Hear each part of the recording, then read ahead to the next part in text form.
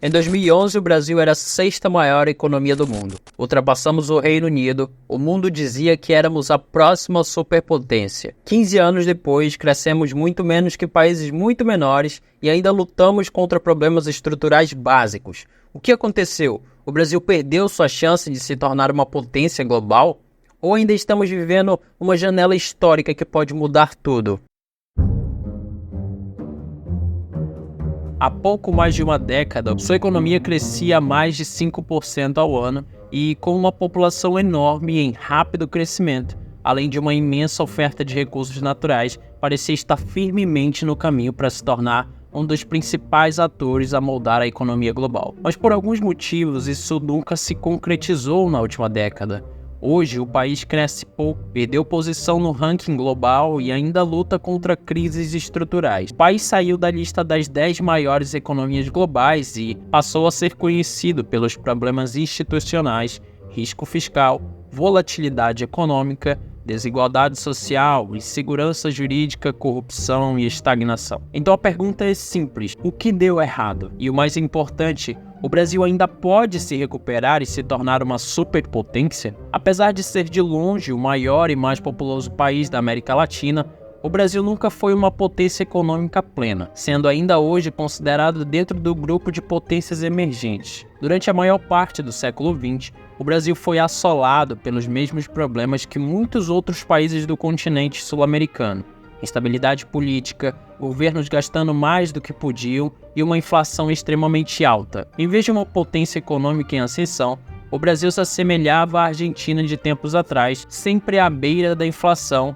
e do colapso financeiro. No início da década de 90, o Brasil enfrentava mais uma crise financeira causada por suas políticas econômicas irresponsáveis. O país vivenciava uma onda de hiperinflação e era geralmente visto como mais uma nação sul-americana que não havia alcançado seu potencial. Mas então, após esgotar todas as outras opções, o Brasil finalmente decidiu que era hora de mudar. Em meados da década de 1990, o país passou por uma série de reformas estruturais com foco em estabilização econômica, modernização do Estado e abertura ao mercado. Iniciada ainda nos anos 90, no governo Fernando Collor de Mello, o país começou uma abertura comercial que foi mantida e aprofundada pelos governos seguintes através da redução de tarifas de importação, integração com o mercado internacional e consolidação no Mercosul. Em 1994 entrou em vigor o Plano Real que, embora iniciado ainda no governo Itamar Franco, foi consolidado por FHC, com o objetivo de controlar a hiperinflação. Em 1998,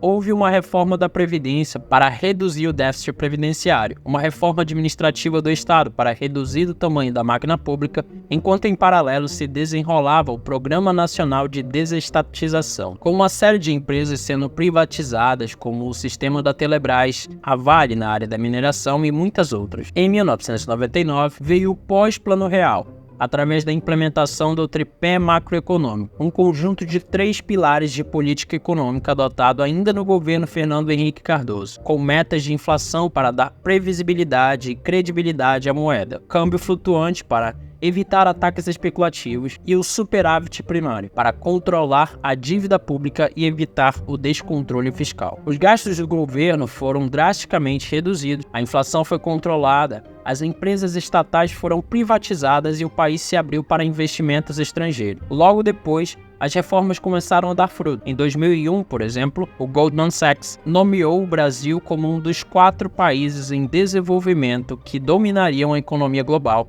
ao lado de Rússia, China e Índia. Além disso, estava acontecendo no mundo outro fator que ajudou e muito o Brasil: o crescimento do titã chamado China, que entre 1992 e 2007 teve anos com percentual acima de 10% e um período de ouro, e o Brasil, junto a eles, cada vez mais aumentava sua parceria comercial. Com essa combinação de fatores, os investimentos começaram a fluir. Na década de 2000 e 2012, o Brasil se tornou uma das economias de crescimento mais rápido do mundo, com uma média de crescimento superior a 5%. Era o auge do boom das commodities: soja, minério de ferro, petróleo, tudo em alta. Em 2006, tornou-se a maior economia da América Latina e em 2011, a 6ª maior economia do mundo. O Brasil parecia outro milagre econômico em formação.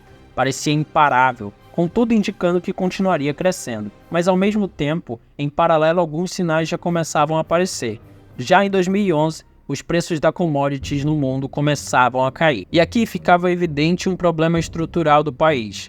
O crescimento brasileiro dependia demais de exportar produtos básicos. Quando a demanda global desacelerou, especialmente da China, a economia brasileira começou a sentir o impacto gradativamente. Em 2016, o Brasil sediava os Jogos Olímpicos, assim como a China 8 anos antes. Supostamente, esse seria o momento em que a ascensão do país entre as potências globais seria confirmada e orgulhosamente apresentada ao mundo. Mas a realidade sugeria o contrário. Poucas semanas antes das Olimpíadas, o Rio de Janeiro teve que declarar estado de calamidade pública, pois a cidade basicamente ficou sem dinheiro e não conseguiu pagar a polícia ou os bombeiros responsáveis pelo evento. Naqueles anos, os gastos públicos já aumentavam, a dívida já crescia, a confiança dos investidores caía ano após ano. O PIB começou a despencar, o desemprego disparou e a pobreza voltou a crescer. E o resultado? A pior recessão da história recente do país. Mas o que aconteceu? Bom, a ascensão do Brasil foi impulsionada principalmente por fatores como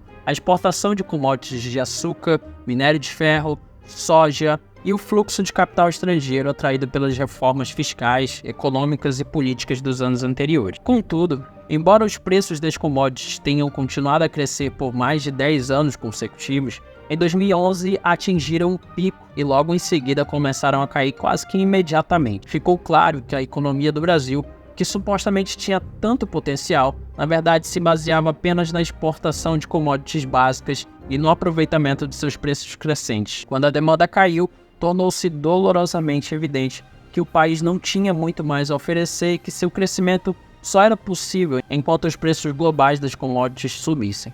O país não aproveitou o seu período de maior crescimento para investir em infraestrutura pesada, ferrovias, modernização de portos, hidrovias, logística de escoamento agrícola, o que é exatamente o que a China faz hoje, por exemplo, reduzindo custos estruturais e aumentando a competitividade industrial. O país não investiu o suficiente em educação técnica e produtividade, ou seja, o crescimento brasileiro aumentou a renda, mas não aumentou a produtividade no mesmo ritmo. Não investiu o suficiente em industrialização e, talvez um dos pontos mais importantes, o Brasil não fez uma reforma estrutural profunda.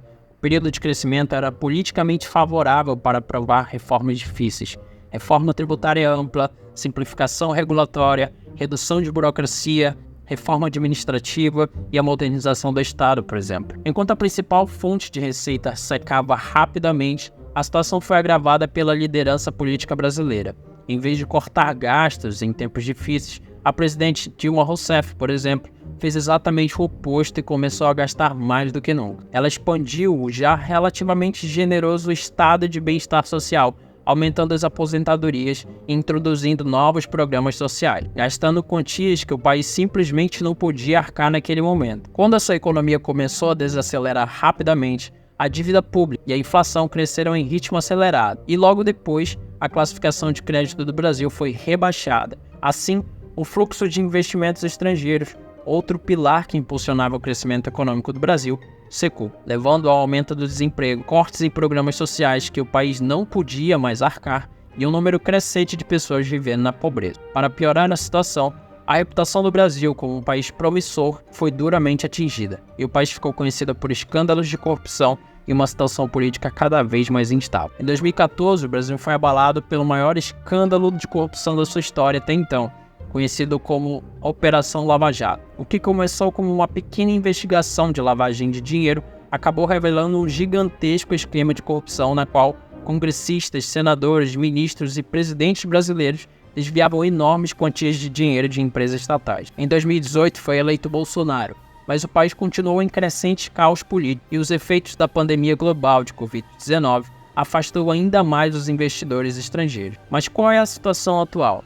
O Brasil pode retornar seus tempos áureos como potência econômica em ascensão? Bom, é possível, mas não será fácil. Por um lado, o cenário internacional voltou a favorecer o Brasil. A demanda por commodities está aumentando novamente, a inflação está mais controlada, mas problemas crônicos e estruturais ainda estão em evidência. A dependência por commodities, a baixa produtividade, burocracia excessiva, ambientes de negócios complexos e corrupção estrutural. O mundo atual vive uma guerra comercial entre Estados Unidos e China, com Trump e sua forte política de tarifas comerciais, afastando alguns parceiros de longa data. Novas opções parecem ser bem-vindas para esses grandes players, como tem sido visto pela Europa, que, após 26 anos, parece estar definindo o acordo comercial entre Mercosul e a União Europeia, que já foi assinado em 17 de janeiro de 2026. Em comparação, o Brasil começa a parecer uma opção muito mais estável nesse momento, e as chances de a economia voltar a crescer em um ritmo razoável são bastante boas. No entanto, o fato é que a recuperação tem sido muito lenta. Além disso, o Brasil atual ainda sofre com escândalos de corrupção, como no caso do INSS, que teve desvios superiores a 6 bilhões de reais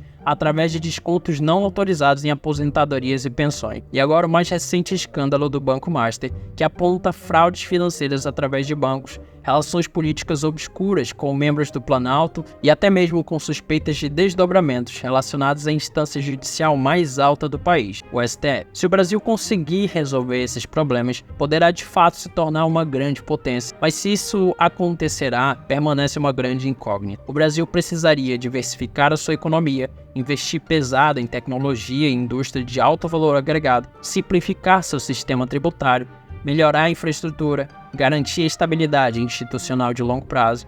O potencial existe.